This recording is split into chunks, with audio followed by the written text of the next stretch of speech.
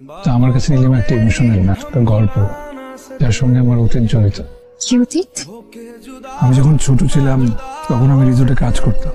আমার কাজ ছিল গেস্টদের ব্যাগ আনা নেওয়া করা। তখন রিসোর্টটির নাম ছিল জাফলং গ্রিন রিসোর্ট। একদিন ঢাকা থেকে একটা পরিবার আসলো। স্যার আসসালামু আলাইকুম, জাফলং গ্রিন রিসোর্টে আপনাকে স্বাগত।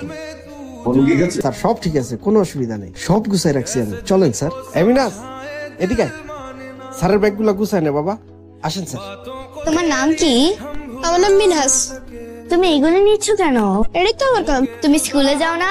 না, আমি এটা করেই খাই। তাই তুমি পড়াশোনা করো না? না। নীলিমা, এদিকে আসো মামুনি। আসি। কি খাও? রুটি খাই, খাইবা? না, আমি খাবো না। এখন কি তোমার কোনো কাজ আছে? না, আমার কোনো কাম নাই, আমার এখন আরামের সময়।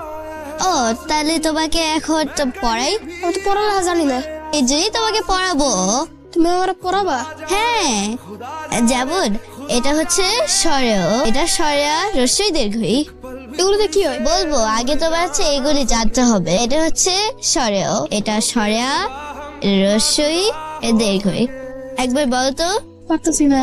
আচ্ছা, আবার পরে। মামুনি, এই যে ওকে শিখাচ্ছি, ও তো লেখাপড়া জানে না, তাই ওকে সরেয়া সরেয়া শিখাচ্ছি। গুড, আমার লক্ষ্মী মামুনি। পড়ো বাবা, পড়ো। তারপরে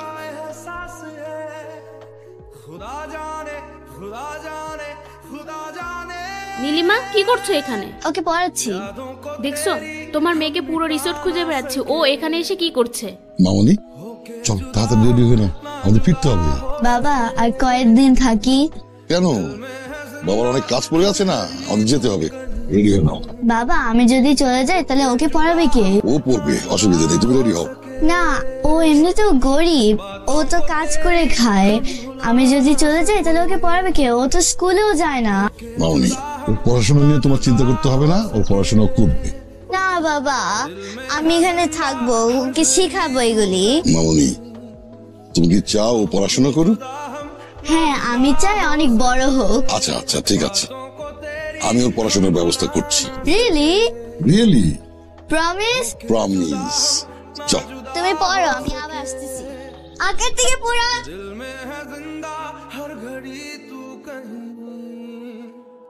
होके जुदा हम ना जुदा हो सके, कितनी चाहत है दिल में तू जाने ना, कैसे दिल को समझाए दिल। আমি যেভাবে বলেছি সেভাবে পড়াশোনা করবা, অন্য মানুষের ব্যাগ টানা এটা আমার ভালো লাগে না। আমি চাই তুমি পড়ালেখা শিখে অনেক বড় হবা। যদি কোনোদিন তোমার সাথে দেখা হয়, আমি জানি তোমাকে সাকসেসফুল দেখতে পাই। এতদিন ধরে আপনি ওর জন্য অপেক্ষা করে আছেন? হ্যাঁ, যদি খুঁজে না পান? তাহলে অপেক্ষা করতেই থাক। একটা অনিশ্চিত ভবিষ্যতের জন্য কি এভাবে অপেক্ষা করে লাভ আছে? ভবিষ্যৎ তো অজানা, অনিশ্চিতই হয়। যতদিন বেঁচে আছি এই অনিশ্চিত ভবিষ্যতের মাঝে নীলিমাকে খুঁজে পাওয়ার অপেক্ষায় থাকবো। एक पल भी तुमसे दूर जा ना सके, होके जुदा हम ना जुदा हो सके।